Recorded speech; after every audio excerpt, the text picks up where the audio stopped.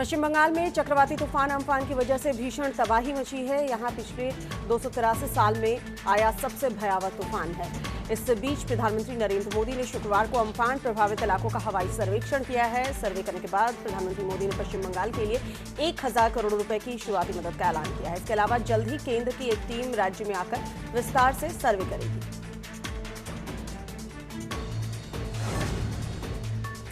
प्रधानमंत्री नरेंद्र मोदी ने आज अम्फान तूफान से तबाह हुए पश्चिम बंगाल के कई जिलों का हवाई सर्वेक्षण किया। इसके बाद उन्होंने 1000 करोड़ रुपए के राहत पैकेज का ऐलान किया है। प्रधानमंत्री मोदी के इस ऐलान पर मुख्यमंत्री ममता बनर्जी बिफर पड़ी।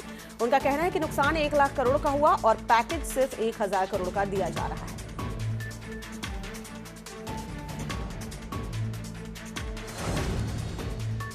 कोरोना के कारण आए आर्थिक संकट को दूर करने की कोशिश की जा रही है। रिजर्व बैंक ऑफ इंडिया ने आज रेपो रेट में 40 बेसिस पॉइंट कटौती का ऐलान किया है। अब रेपो रेट को 4.40% से घटाकर 4% कर दिया गया है। हालांकि रिवर्स रेपो रेट में कोई बदलाव नहीं किया गया है। इसका असर आपके ईएमआई पर हो सकता है। आपकी ईएमआई कम हो सकती है।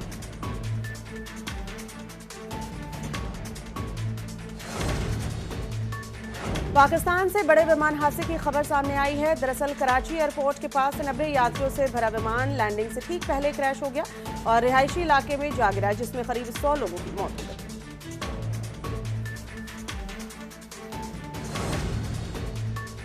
कोरोना वायरस का प्रकोप दुनिया भर में लगातार बढ़ता जा रहा है। वर्ल्ड मीटर के मुताबिक दुनिया भर में अब तक करीब 52 लाख के करीब कोरोना वायरस से लोग संक्रमित हो चुके हैं। इनमें से 3,35,223 लोगों की मौत हो चुकी है। वहीं 21,10,949 लोग संक्रमण मुक्त भी हुए।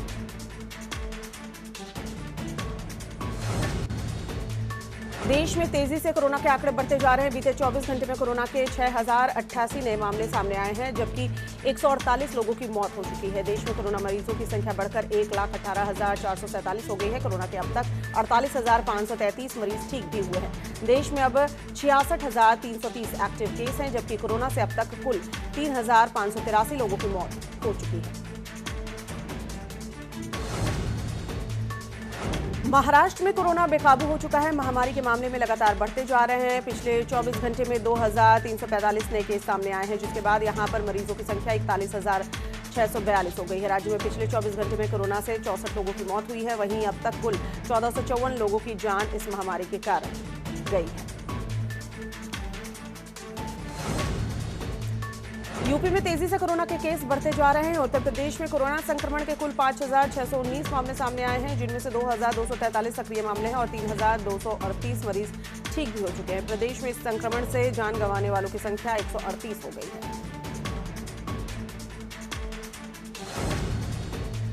यूपी में प्रवासी मजदूरों में संक्रमण ने परेशानी बढ़ा दी है। आपको बता दें कि सूबे में पिछले 24 घंटे में 263 नए कोरोना पॉजिटिव मरीज मिले हैं। वहीं अब तक 1200 से ज्यादा प्रवासी मजदूरों को भी कोरोना पॉजिटिव पाया गया है।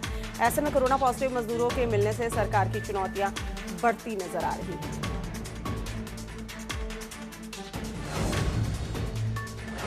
सरकार ने ट्रेन सेवा को फिर से सामान्य और सुगम बनाने के लिए बड़ा फैसला लिया है। रेलवे बोर्ड के डायरेक्टर पैसेंजर मार्केटिंग की तरफ से जारी आदेश के मुताबिक आज से रेलवे स्टेशन पर टिकट काउंटर फिर से खोले गए हैं। फिलहाल काउंटर से आरक्षित टिकट ही मिल पाएंगे।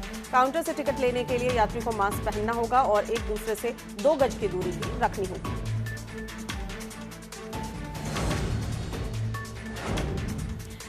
मायावती अब बिल पॉलिटिक्स में कूदी हैं। ट्वीट कर उन्होंने कहा है कि पड़ोसी राज्यों के बीच घिनौनी राजनीति दुखद है। पहले छात्र और अब प्रवासी मजदूरों पर खेल कितना उचित और मानवीय है।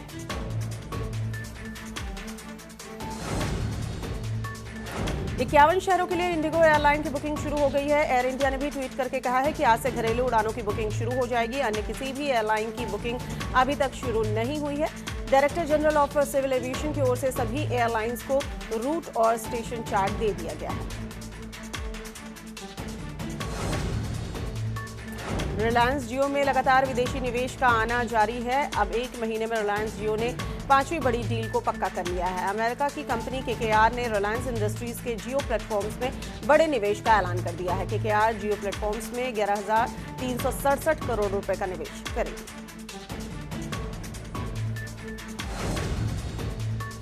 यूपी पुलिस के पास उत्तर प्रदेश के मुख्यमंत्री योगी आदित्यनाथ को जान से मारने की धमकी भरा मैसेज आया है। यूपी 112 के हेल्प डेस्क के व्हाट्सएप नंबर पर यह धमकी का मैसेज आया है। इसमें सीएम योगी को बम से मारने की व्हाट्सएप से धमकी मिली है। मामले में लखनऊ के गोमती नगर थाने में एफआईआर दर्ज कर ली गई है। उधर एफआईआर दर्ज होने के बाद मामले की जांच यूपी एसटीएफ को सौंप दी गई है।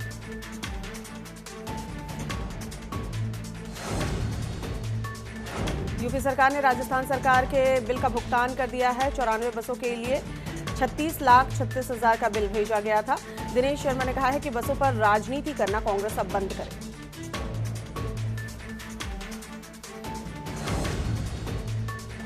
बदायूं में कोरोना का बम फूटा है और जनपद में एक साथ 17 लोग कोरोना से संक्रमित मिलने के बाद हड़कंप मच गया है। जनपद में 16 कोरोना संक्रमित लोगों की रिपोर्ट नेगेटिव आने के बाद ग्रीन जोन में आया था, जिससे कि प्रशासन ने राहत की सांस ली थी।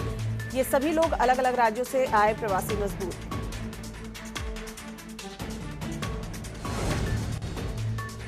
जौनपुर जिले में भी कोरोना का बम फूटा है। आज वाराणसी से आए रिपोर्ट में 4 सगे भाइयों समेत कुल 28 लोग कोरोना पॉजिटिव पाए गए। एक साथ 2 दर्जन से अधिक कोविड-19 के मरीज मिलने से हड़कंप मच गया। अब कुल मरीजों की संख्या 76 हो गई है जो कोरोना पॉजिटिव हैं, जिसमें से 11 स्वस्थ हो चुके हैं, 2 की मौत हुई है।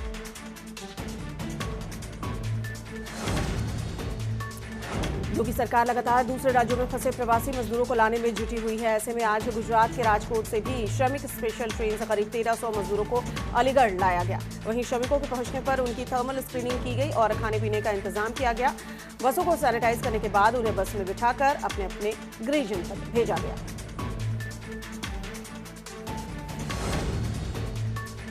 गोरखपुर में गोरखनाथ एक्सप्रेस और कुशीनगर एक्सप्रेस को 1 जून से चलाने की मंजूरी रेलवे मंत्रालय ने दे दी है। इस मंजूरी के बाद दिल्ली और मुंबई से गोरखपुर का सफर आसान हो जाएगा। हालांकि पिछले कुछ दिनों से स्पेशल एसी ट्रेन चलाई गई, लेकिन उनसे सिर्फ बड़े शहरों में सुविधा मिली। 1 जून से रेलवे 200 ट्रेन चलाने की तैयारी भी कर रहा है। सभी ट्रेन सामान्य स्लीपर कोच वाले होंगे।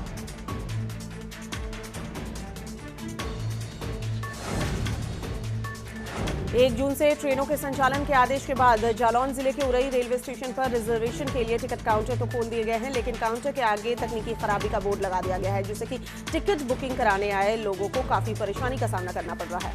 दरअसल यहां टिकट बुकिंग के लिए लोग सुबह 10 बजे से ही लाइन में खड़े रहते हैं, लेकिन टिकट काउंटर पर तकनीकी खराबी का बोर्ड लगा दिया जाता है। ऐसे में लोगों को खाली हाथ ही वापस लौटना पड़ रहा है। कानपुर सेंट्रल स्टेशन पर रिजर्वेशन काउंटर खुलने के बाद अपने घर जाने के लिए टिकट कराने यात्री पहुंच रहे हैं। रिजर्वेशन हॉल में सोशल डिस्टेंसिंग का पालन करवाया जा रहा है। हॉल में सर्कल बनाया गया है, जिससे कि यात्रियों को एक दूसरे से दूर खड़ा रखा जा सके। रिजर्वेशन सेवा के साथ साथ यात्री ऑनलाइन के अलावा स्टेशन काउंटर से भी रिजर्वेशन के टिकट बुक करा सकते हैं।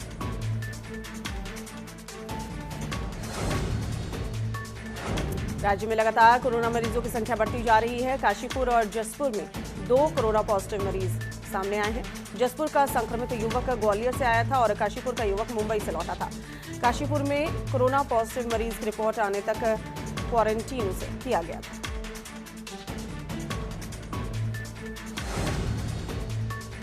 रामपुर में पूर्व शिवसेना जिला प्रमुख की हत्या के बाद अंतिम यात्रा में लॉकडाउन के बावजूद हजारों लोग शव यात्रा में शामिल हुए।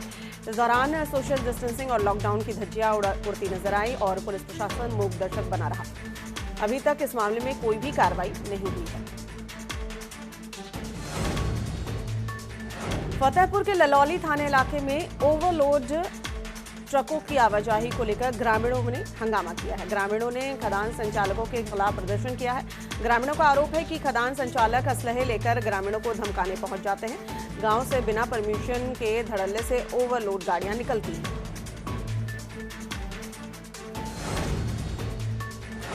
मसूरी उपजिलाधिकारी वरुण चौधरी ने शहर के लंढौर बूचरखाने मोहल्ले में बच्चों को मिठाई और रिफ्रेशमेंट वितरित किया है। उपजिलाधिकारी ने स्थानीय लोगों से बात की और मोहल्ले की सफाई व्यवस्था से लेकर तमाम मूलभूत सुविधाओं के बारे में उनसे जानकारी दी। साथ ही बूचरखाने में आने जाने वाले मार्ग को पूर्ण रूप से खोल दिया गया है।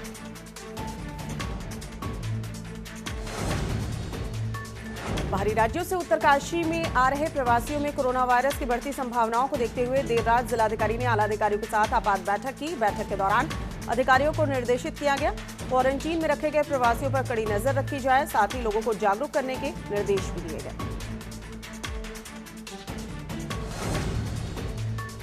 लॉकडाउन में शासन ने सभी सरकारी कार्यालयों को खोलने के लिए मानक तय किए हैं। इसके तहत 50% कर्मचारियों को सैनिटाइजेशन की व्यवस्था करने के निर्देश दिए गए हैं। बावजूद इसके कई कार्यालयों में इसका पूरी तरह से अनुपालन नहीं हो रहा है। यहाँ 50% से अधिक कर्मचारी बुलाए जा रहे हैं। यहाँ तक कि सचिवालय के कई अनुभागों में 100% कर्मचारी आ रहे हैं। भारत नेपाल की सोनौली सीमा पर गुरुवार रात सैकड़ों की संख्या में नेपाली नागरिकों ने इकट्ठा होकर हंगामा किया। ये नेपाली नागरिक उन्हें अपने ही राष्ट्र में प्रवेश नहीं मिलने पर नाराज है। लॉकडाउन के बीच इस तरह के हंगामे को देखते हुए भारतीय प्रशासन मौके पर पहुंचा है और उन्हें समझा बुझाकर वापस क्वारंटीन सेंटर लाया गया। लखीमपुर खीरी में वट वृक्ष पूजा में जमकर सोशल डिस्टेंसिंग की धज्जियां उड़ाई गई हैं। कोरोना वायरस के चलते जिलाधिकारी ने घर पर ही वट वृक्ष की पूजा करने के निर्देश जारी किए थे, लेकिन महिलाओं ने सुबह उठकर बिना सोशल डिस्टेंसिंग का ख्याल रखे पूजा अर्चना की। महिला बिना मास्क और भीड़ भाड़ पूजा कर नजर आई। उच्च शिक्षा में जहां कॉलेजों की परीक्षा के लिए 1 जुलाई से कराने के निर्देश दिए गए हैं, वहीं अब उत्तराखंड बोर्ड के 10वीं और 12वीं की बची हुई परीक्षाओं को भी जल्द कराने का दबाव शिक्षा विभाग पर है। ऐसे में कल यानी कि शनिवार को बोर्ड के साथ शिक्षा सचिव की महत्वपूर्ण बैठक होनी है। प्रदेश के शिक्षा सचिव रमेश मीनाक्षी सुंदरम ने कहा है कि हमारी कोशिश है कि बोर्ड परीक्षा को लेकर जल्द से जल्द फैसला लिया जाए।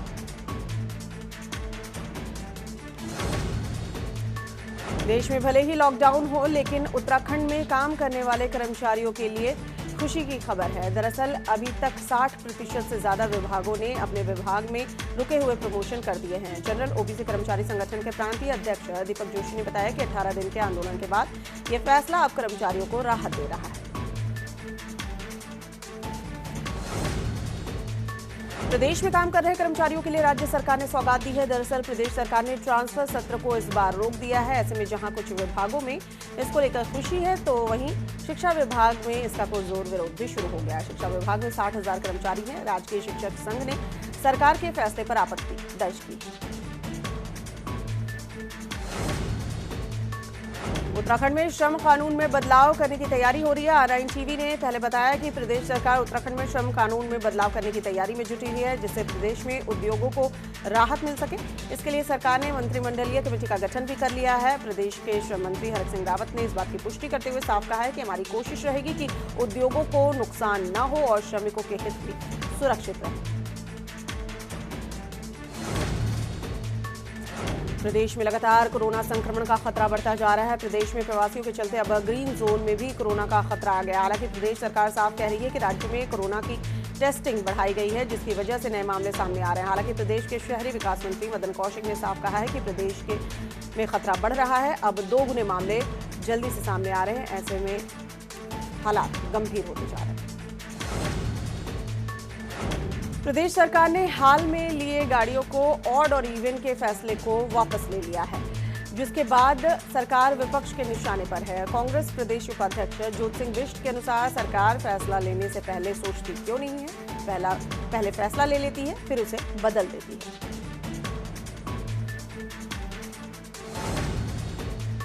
लॉकडाउन के बीच दूसरे राज्यों में फंसे प्रवासियों को लाने का सिलसिला लगातार जारी है, पर वहीं प्रवासियों के नाम पर जमकर सियासत भी हो रही है। इसी कड़ी में बीजेपी के प्रदेश अध्यक्ष बंशीधर भगत ने कांग्रेस और आम आदमी पार्टी पर आरोप लगाते हुए कहा है कि कांग्रेस और आप शासित राज्यों की सरकार उत्तराखंड प्रवासियों को घर नहीं आने देती। अलीगढ़ में भैंस बांधने को लेकर 2 पक्षों में विवाद हो गया, जिसमें जमकर पथराव और लाठी डंडे चले और फायरिंग भी की गई। घटना में महिला समेत करीब 4 लोग घायल हो गए हैं। मौके पर पहुंची पुलिस ने घायलों को अस्पताल में इलाज के लिए भर्ती करवाया है। पुलिस तहरीर के आधार पर मामले में कार्रवाई की बात कह रही है।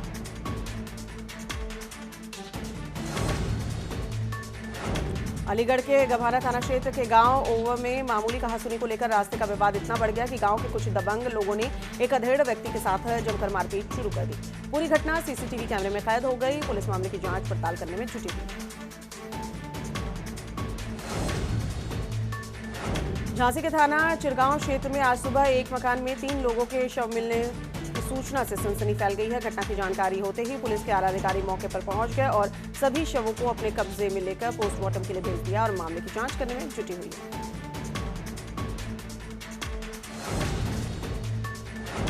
मुरादाबाद के भोजपुर थाना क्षेत्र स्थित गांव वजीदपुर में बंद पड़े ईंट भट्टे पर दरिंदे ने 6 साल के मासूम की धारदार हथियार से गला रेत कर हत्या कर दिया। ऐसे में सूचना के बाद मौके पर पहुंची टीम ने खून से सनी मिट्टी और कपड़ों को सबूत के तौर पर इकट्ठा किया है। फिलहाल पुलिस मामले की छानबीन में जुटी हुई है।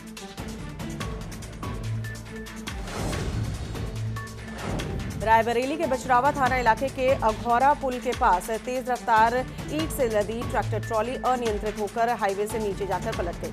ट्रैक्टर ट्रॉली पर सवार एक मजदूर की मौत हो गई, जबकि 2 अन्य लोग घायल हुए। मौके पर पहुंची पुलिस ने शव को कब्जे में लेकर पोस्टमार्टम के लिए भेजा है और मामले की जांच करने में जुटी हुई है। अयोध्या से सड़क हादसे में 2 लोगों की मौत की खबर सामने आई है। यह हादसा तब हुआ जब NH-28 पर एक बस दूसरे बस से जा टकराई, जिसमें 2 लोगों ने मौके पर ही दम तोड़ दिया, जबकि 4 लोग घायल बताए जा रहे हैं, जिन्हें इलाज के लिए अस्पताल में भर्ती करवाया गया है। सोनभद्र के रॉबर्ट्सगंज कोतवाली इलाके के बाहर गांव में अधजला शव मिलने से सनसनी फैल गई। दरअसल ये किसका शव है या किन लोगों द्वारा इस शव को जलाया गया है, इस बात की जानकारी नहीं मिल पाई है। लोगों की सूचना के बाद मौके पर पहुंची पुलिस ने शव को कब्जे में लेकर DNA टेस्ट के लिए भेजा है। मामले की जांच करने में पुलिस जुटी हुई है।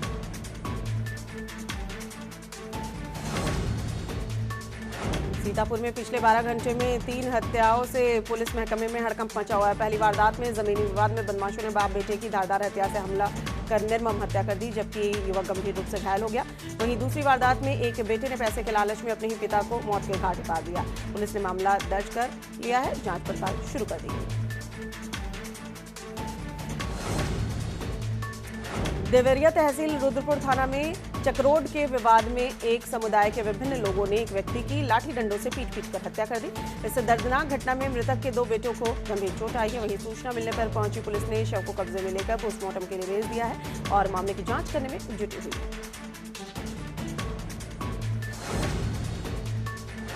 देवरिया जिले के तरकुलवा थाना इलाके के गांव कोला मुडेरा में क्वारंटीन में रह रहे लोगों को सरकारी नल खराब होने की वजह से नदी में नहाने चले गए, जहां नहाने के दौरान वो नदी में डूब गए, जिसके बाद प्रशासन में हड़कंप मच गया। मृतक मोहन गुप्ता हाल ही में पुणे से आया था। वहीं पुलिस मामले की जांच करने में जुटी हुई है।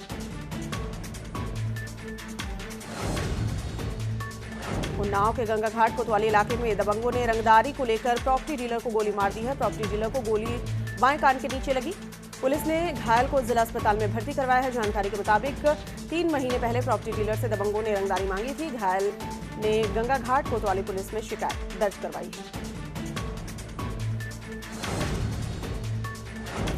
हमीरपुर जिले में आज एक 20 वर्षीय युवती का शव जंगल में पड़ा हुआ मिला, जिसके सिर पर किसी भारी चीज से वार कर उसकी हत्या की गई।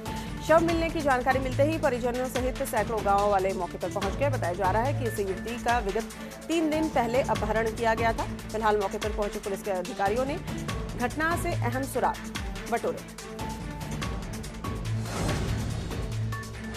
गोंडा जिले में उस वक्त हड़कंप मच गया जब कोतवाली देहात इलाके के नेवारी गांव में तेंदुआ दिखा।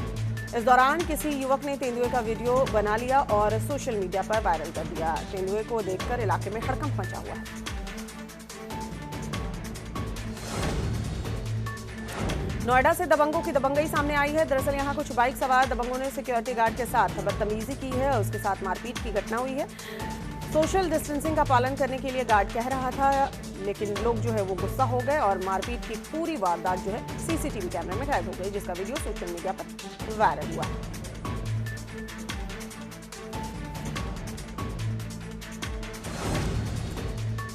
कानपुर स्टेशन पर खाना बांटते वक्त मजदूरों में विवाद हो गया। ऐसे में 24 घंटे से भूखे प्यासे मजदूरों ने खाने की छीना झपटी शुरू कर दी और बात इतनी बढ़ गई कि मजदूर आपस में ही भिड़ गए। वीडियो जो है सोशल मीडिया पर वायरल हो रहा है।